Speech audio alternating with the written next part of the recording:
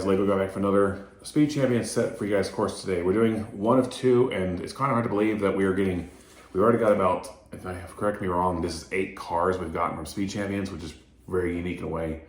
And we are doing the one that's basically one I think everyone's favorite. It's 76934, 318 pieces, probably 325 to 330 if you count extra pieces included. Ferrari F40. Now here's a look at your car, the box for the car, and the back of the car as well too. We have gotten a car like this in the past, 6 stud wide, when they did 6 studs before they did 8 stud wide. Pretty cool they did this, of course. So here's a look at your instruction booklet, of course, too, and the back as well too. We're gonna show you. So let's show you a look at this car and talk afterwards right now. All right, so here we look at the Ferrari F40, excuse me. And this is a look at the car you can see, and a little bit different than we had in the past. I do like how it has the little, you can see, if you can see in there, guys, the lights, of course, to for the car, which these had fold up in a way, but a little gap kind of gives a illusion, of course, for that car. I wish we had like little window pieces that could kind of, like they would put right there for the window, or the style, but pretty cool looking car. The side of the car too, iconic looking doors. My mom and my dad probably thought these opened up like a regular door, like real cars, but they don't. It's not bad. Here's a look at the window, of course, too. You can see the engine inside this car. I could be wrong on the engine. I'm not gonna guess what size engine this car had back in the day. Probably was a V10 or something like that. That's what the Formula 1 cars had, because it had a screaming engine noise.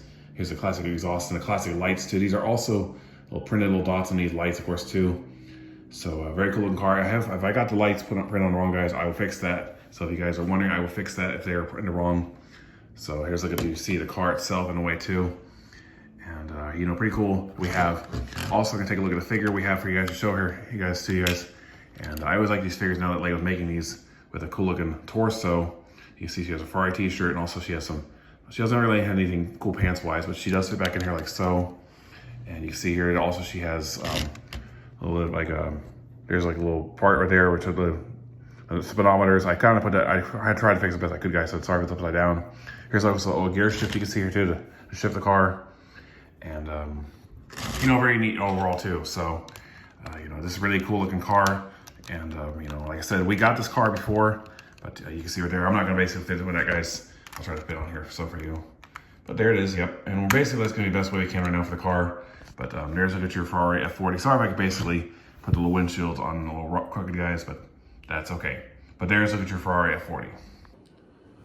All right, but there you guys saw a close-up of this race car. We're gonna call it a race car because actually this car Le Mans, I actually found that actually had branding on racing stickers, of course.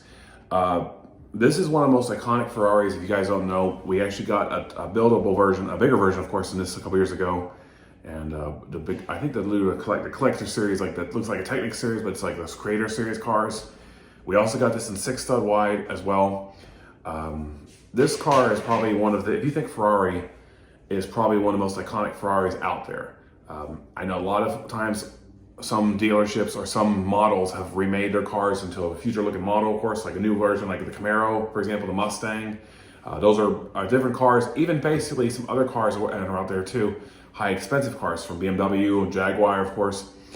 If they ever redid the Ferrari F40, I would say don't do it.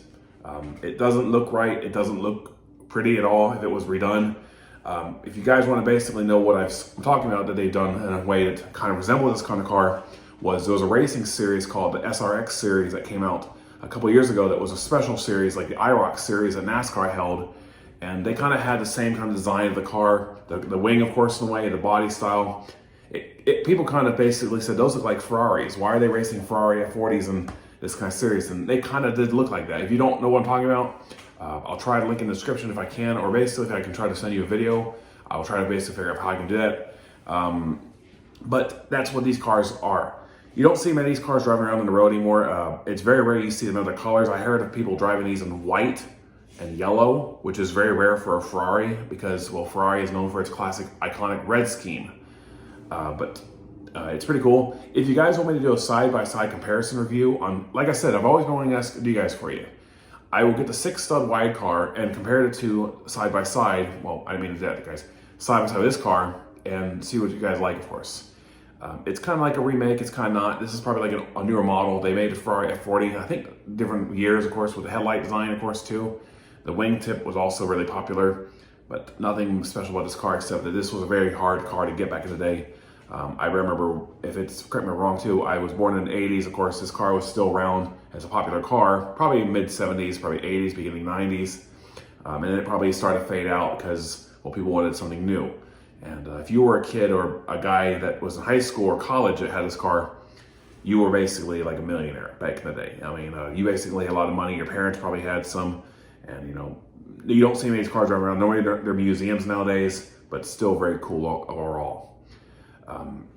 If you are a car collector and a Ferrari guy, and I always say this, if you want to get these style sets, these are like die-cast size. When I call die-cast, because, well, if you ever go to a race, of course, they sell die-casts, and this kind of fits that size in a way.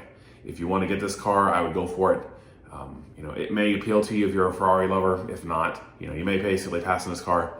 I know most people don't go for the 8-stud wide cars anymore because, well, they're too big for their people's cities, of course, compared to 6-stud wide. And but don't get me wrong, it's pretty cool though, and it's not bad of a set overall though. But if you do like cars and you're a car collector like myself and you're a car enthusiast, I would go for this car. It's up to you if you want to or not. So very cool looking car.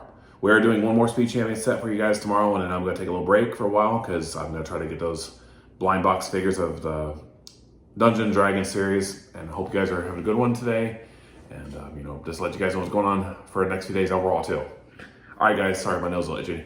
Anyway, guys, thank you for watching today. I hope you guys have a great rest of your day today on this Saturday, and I'll see you guys next time.